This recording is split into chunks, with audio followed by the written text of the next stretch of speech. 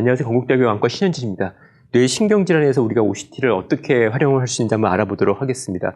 우리가 파킨슨, 알츠하이머 디지즈, 다 뉴로디제너레이티브 디지즈인데요. 사실은 파킨슨 같이 도파미너직 셀이, 배달 갱글리아 도파민 셀이 감소된 질환도 사실 우리가 망막에 있는 레티날 아마크린 셀에서도 도파미너직 파이버가 있기 때문에 이런 것들이 같이 위축된다는 보고들이 많이 있었었고요. 그 다음에 이 베타 아밀로이드 플라그의 침착되는, 뇌에 침착되는 이런 알츠하이머에서도 이런 베타 아밀로이드가 이너 레티널 침착이 되기 때문에 레티널 씬이 온다는 보고들이 있었습니다. 그래서 이런 뉴로디제너레이티브 디지즈도 망막에 영향을 줄 수 있다. 이런 물론들이 많은데요. 실제로 한 연구에 하면은 시스테마틱 리뷰를 해보니까 이 알츠하이머 디지즈에서 이렇게 레티널 러브 시크니스 레이어가 이렇게 감소되어 있는 것들이 객관적으로 확인이 된다. 이런 보고들도 있습니다.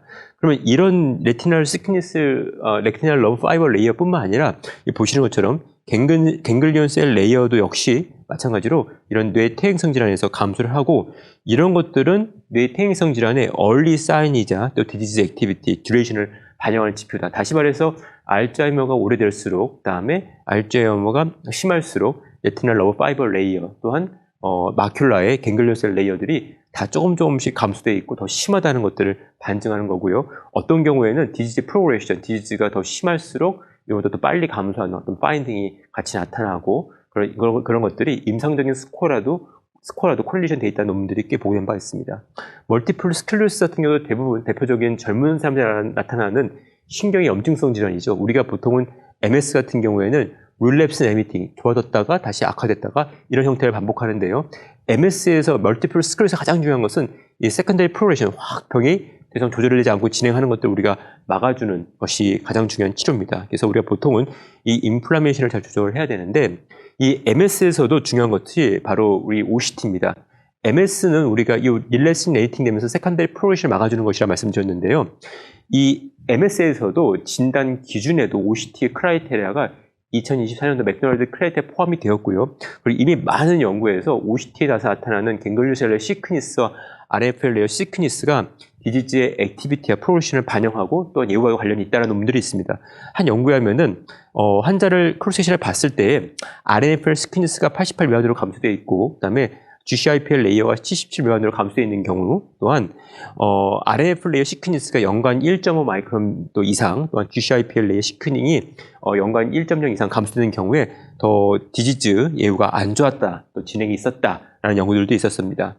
그리고 아까 말씀드렸던 맥도날드 크라이테리아가 새로 개정됐는데요. 거기서 중요한 것은 OCT가 새로운 진단 크라이테리아로 진행됐었습니다. 그러니까 전에는 이 OCT에 대한 기준은 없었었고요. 시신경염에 대한 기준만 있었었는데 이 시신경염이 있으면은 당연히 우리가 페리페럴 RNF 시크니스가 떨어지고 GCL이 감소하죠. 그래서 거기서 보시면은 이 두 눈을 비교했을 때 인터아이 디퍼런스가 감소했을 때 한쪽 눈에 5마이크론 RNFL 그다음에 GCL은 4마이크론 떨어졌을 때 이런 것들이 오픽 뉴라이티스와 이큐발런트하게 같이 평가될 수 있는 것들을 추가했었습니다. 그래서 우리가 이제 한눈에 환자가 직접적으로 시신경염이 있었다고 이렇게 호소를 얘기를 하고 시신경염이 있었다고 진단이 되는 경우도 있었지만은 어떤 경우에 환자가 잘 모르는 경우도 있습니다. 이런 경우에 반대쪽 눈하고 비교했을 때 변변이 의심되는 쪽에 이런 RNFL 스키니스와 GCL 감소를 가지고도 역시 우리가 스코링을 할 수 있다는 것들이 개정된 맥도날드 크라이테리아 지표고요. 또 환자들을 봤을 때 이게 뭐 7마이크론 이상이 감소되고 이런 것들도 디지즈 프로그레션으로 굉장히 우리가 중요한 마커로서 같이 사용될 수가 있습니다. 그 밖에도 우리가 이렇게 OCT NGO도 질환에 도움이 됩니다. OCT NGO를 찍었을 때 정상은 시신경 주변으로 해서 이렇게 바스큘러 덴시티가 풍부하지만은 OCT를 찍었을 때 MS만 있었던 경우하고 MS하고 시신경염이 있었던 걸 비교하면은 MS와 더불어서 시신경염이 있었던 경우에 가장 이렇게 바스큘러 덴시티가 떨어지는 것을 볼 수 있습니다. 다시 말해서 정상에 비해서 멀티플 스클로시스가 있는 경우에 더 덴시티가 떨어지고요. 그다음에 시신경까지 같이 온 경우에는 더 떨어지는 거죠. 그래서 이런 것들을 관계로 해서 우리가 MS 환자에서 시신경염이 있었던지 여부를 우리가 볼 수도 있고 또 한 가지는 이제 예후도 같이 평가할 수가 있겠습니다. 다시 말해서 MS에서는 기존에는 우리가 클리니컬 점수 또 MRI 점수 이렇게 있었지만은 최근 들어 이렇게 OCT와 OCT-A들이 같이 평가 대상으로 들어가고 있고요. 이런 걸 통해서 우리가 뉴로 인플라메이터리 디지즈나 뉴로 디제너레이티브 디지즈에서 OCT가 하나의 진행과 액티비티를 평가하는 바이오마커로 사용될 수 있다는 것이고요.